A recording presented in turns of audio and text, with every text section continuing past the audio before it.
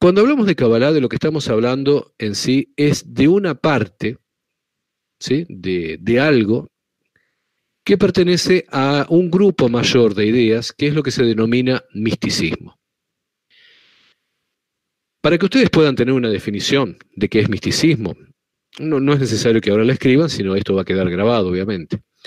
Para que ustedes tengan una definición de lo que es misticismo, yo voy a tomar directamente, que me parece correcta, la definición de la Real Academia.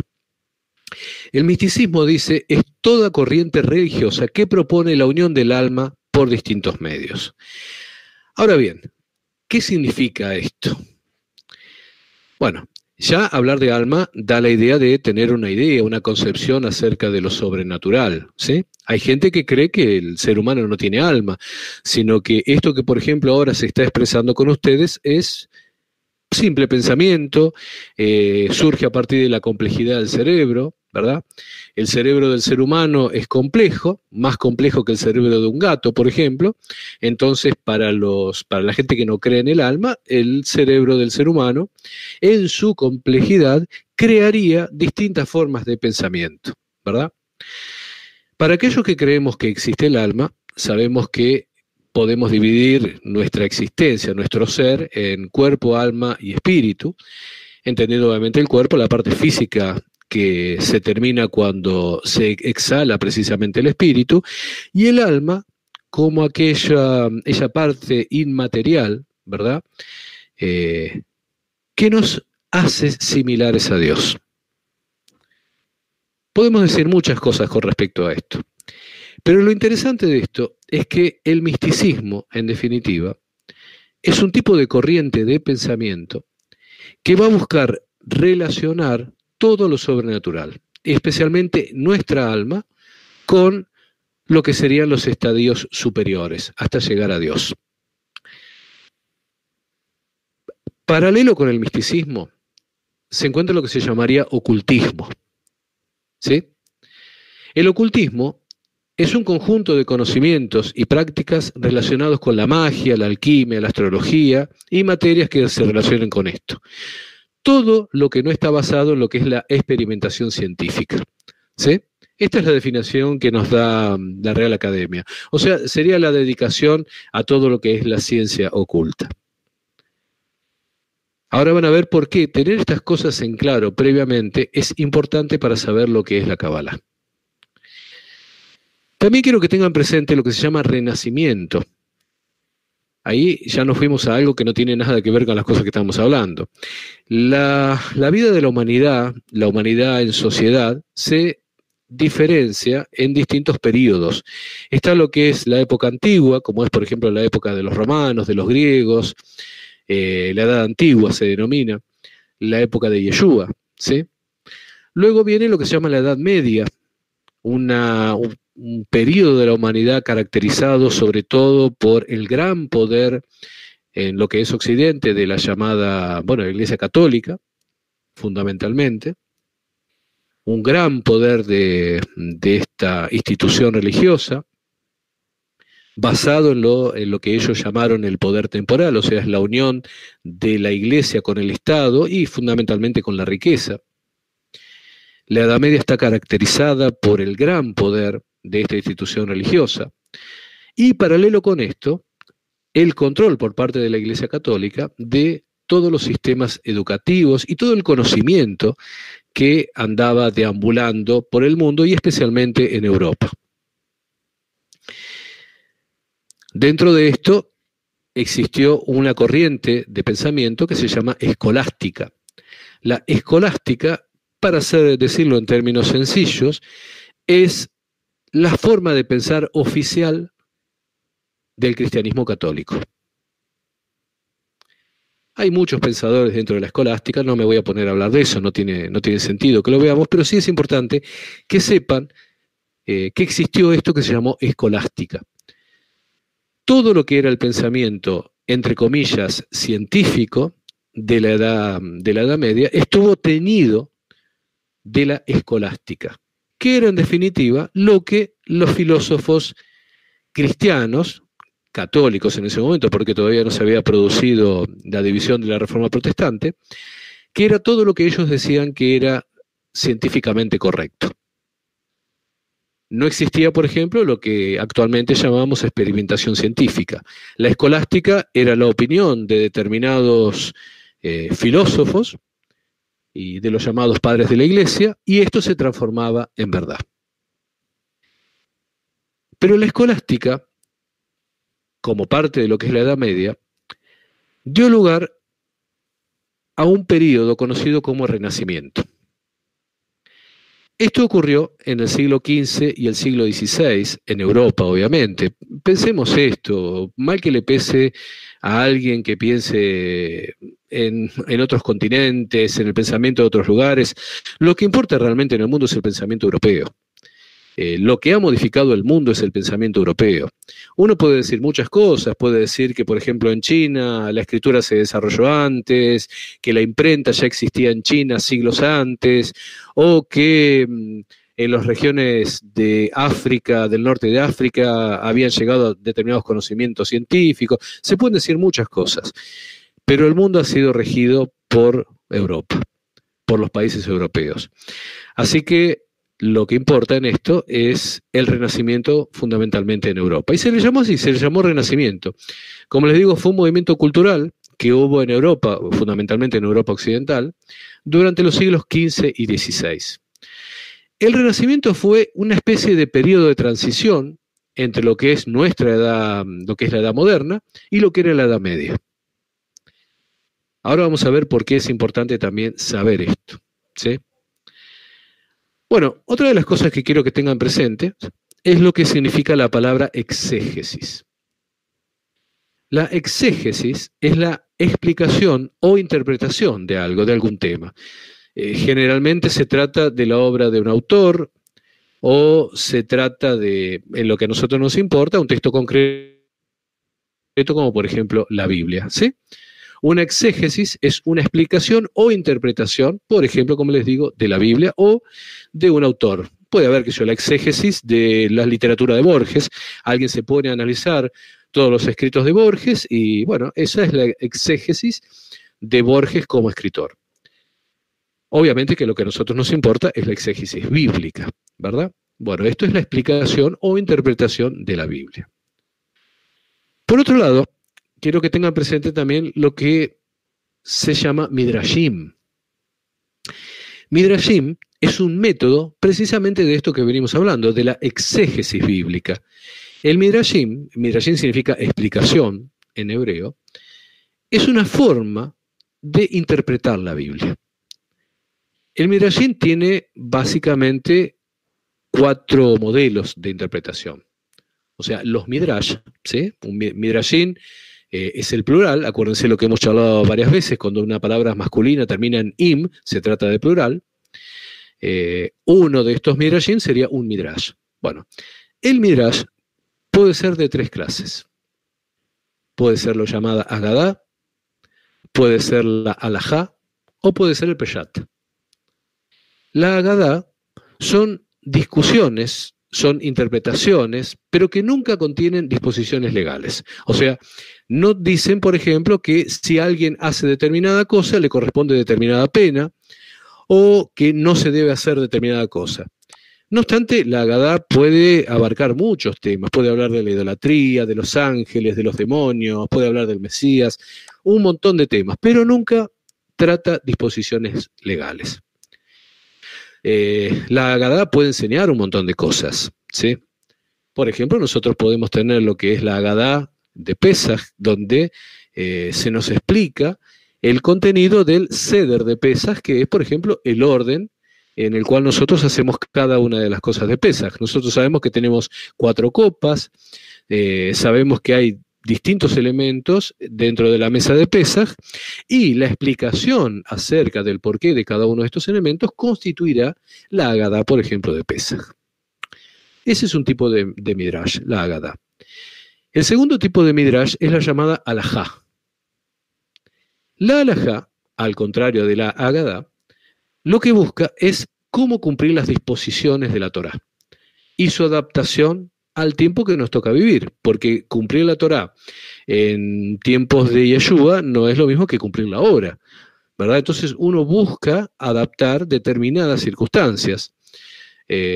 Por ejemplo, las cosas que tienen que ver con las cosechas, no mezclar distintos tipos de tejidos. Ustedes recordarán que está prohibido mezclar lino y lana, lo cual hoy por hoy no nos afecta. Bueno, la halajá busca el cumplimiento de las disposiciones de la Torá.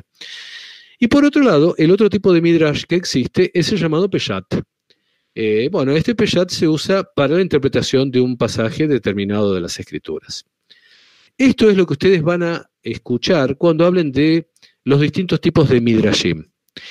El Talmud se encuentra plagado de todo esto. De hecho, el Talmud es una compilación de todo esto, de midrashim, de halajot y de distintos tipos de métodos de interpretación y una gran cantidad de disposiciones. Bien, ¿por qué dije todo esto? Porque ahora nosotros sí vamos a ingresar en lo que es el llamado misticismo, ¿verdad? Pero esas pequeñas definiciones previas son importantes al momento de entrar en estos temas. Ya les dije que la Kabbalah es una parte, la más importante, por supuesto, pero es una parte del llamado misticismo judío. ¿Sí? En el judaísmo hubo 3 caminos diferentes que siguieron los judíos estudiosos. ¿Sí? Cuando hablamos de judaísmo, en realidad nos estamos refiriendo a judíos religiosos y judíos estudiosos, ¿sí? Porque también hubo judíos ateos.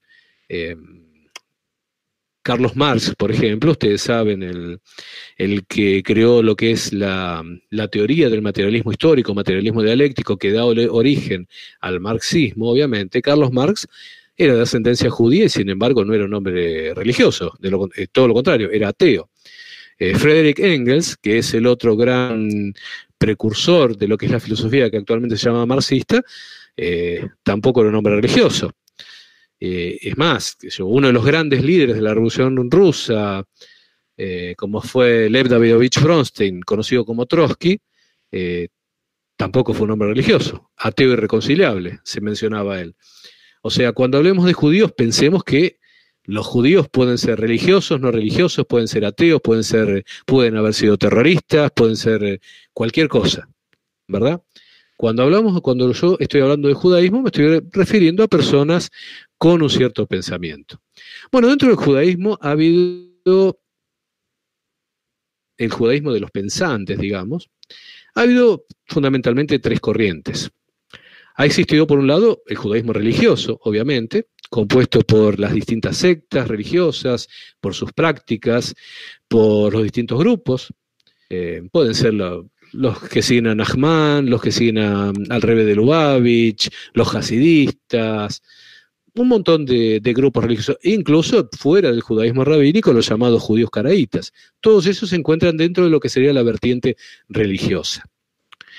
Otra de la vertiente del pensamiento judío son los filósofos.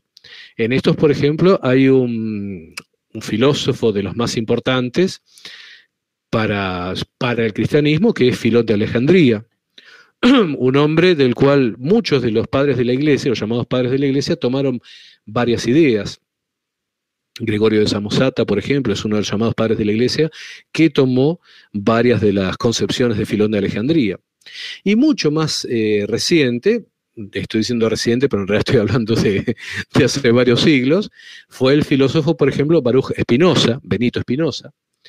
Este hombre fue uno de los filósofos, yo diría uno de los filósofos más importantes de toda la historia, y fue un hombre que a través de la especulación, a través del pensamiento, buscó entender, llegar al conocimiento de Dios. Y por otro lado, la tercera vertiente del judaísmo, le nombré el religioso, nombré el filosófico, la tercera vertiente sería el misticismo. El judaísmo religioso obviamente busca la unión, ¿sí? Con Dios, busca la unión con Dios como un requisito previo para observar los mandamientos. El judaísmo religioso, no pensemos acá si los que creen o no en Yeshua, pensemos en lo que es el judaísmo religioso, ¿sí? Los judíos que creen en Dios. entienden que antes de poder relacionarse una persona con Dios, tiene que guardar los mandamientos, tiene que hacer la voluntad de Dios, y eso paulatinamente lo va llevando a una unión con Dios. El misticismo judío, a diferencia de esto, cree que puede llegar a la unión con Dios antes de pensar en observar cualquier mandamiento. Y asimismo se diferencia de la filosofía, porque la filosofía busca entender exclusivamente a través del pensamiento las cosas de Dios. Por otro lado, el misticismo cree que entre Dios y los hombres hay una cantidad de seres intermedios. ¿Sí? Nosotros sabemos que existen ángeles, existen demonios, potestades, pero esto lo creemos nosotros como creyentes de la Biblia, como creyentes de lo que se nos dice en el Nuevo Testamento también.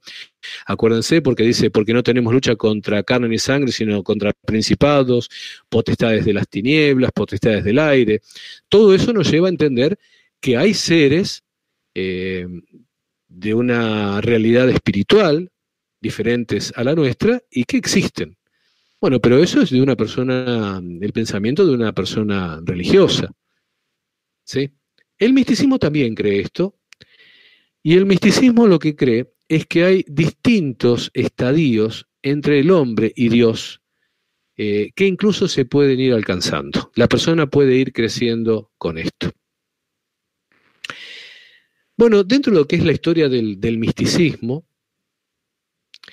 hay reconocidas 4 etapas a lo largo de toda su historia. Una primera etapa que es la que llama una etapa bíblica, en la cual el misticismo está muy relacionado con la vida religiosa. Había hombres religiosos, rabinos especialmente, que además de todo lo que aprendían como rabinos, aprendían con respecto a la Torá escrita y a la Torá oral, se dedicaban a tratar de encontrar conocimientos secretos o quizás conocimientos ocultos en las propias escrituras. Luego vino una etapa más esotérica. Acuérdense lo que habíamos dicho previamente con respecto al ocultismo, ¿sí? Que son conocimientos y prácticas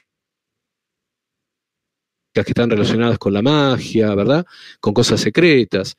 Bueno, el judaísmo místico, tuvo una etapa esotérica, ¿sí? En la cual buscaban, a través de ritos, aprender lo que estaba oculto a los sentidos, lo que no se ve normalmente. Como por ejemplo, esto no nos tiene por qué parecer tan raro, quizás lo que yo estoy diciendo les resulte un poco difícil de entender, pero piensen esto, las personas que hacen yoga, las personas que hacen meditación, lo que se llama meditación trascendental, ustedes los han visto, son personas que se ponen en la posición de zazen o quizás en la posición de loto, esa como chinitos, como dice alguno. En esa posición, estas personas entran en relajación, tratan de que sus ondas cerebrales lleguen a un plano, a aplanarse y lograr un nivel de concentración y de relajación que le permita llegar a conocimientos superiores que supuestamente se le revelan en esa condición. Bueno, eso es una práctica esotérica, ¿sí? Es hacer una determinada práctica, una determinada tarea que supuestamente te conecta con fuerzas ocultas o cosas que están ocultas a los sentidos. Luego, el misticismo tuvo lo que se llama la época de la Kabbalah, que yo sé que es lo que a ustedes les interesa, pero no quiero que sean simples repetidores de cosas minúsculas en Internet, sino que quiero que con esto y escuchándolo y repasándolo puedan saber más en profundidad que aquellos que creen que saben algo de Kabbalah. Bueno, la tercera etapa, como les digo, la etapa de lo que es el misticismo, la etapa histórica, es lo que se conoce como la etapa de la Kabbalah, que es lo que hoy vamos a ver bastante. Y la última etapa del misticismo judío es lo que se llama el hasidismo, que ustedes deben haber visto alguna vez a los hasidistas. Los hasidistas son, por ejemplo, los seguidores del Rebbe de Lubavitch. En general ustedes los pueden ver como judíos con una barba muy larga, con sombrero negro, por lo general con una camisa blanca y con semitraje, porque no usan chaleco, con saco y pantalón de color negro, y con los tzitzit de color blanco, ¿sí? La mayoría de los hasidistas uno los puede reconocer de esa forma.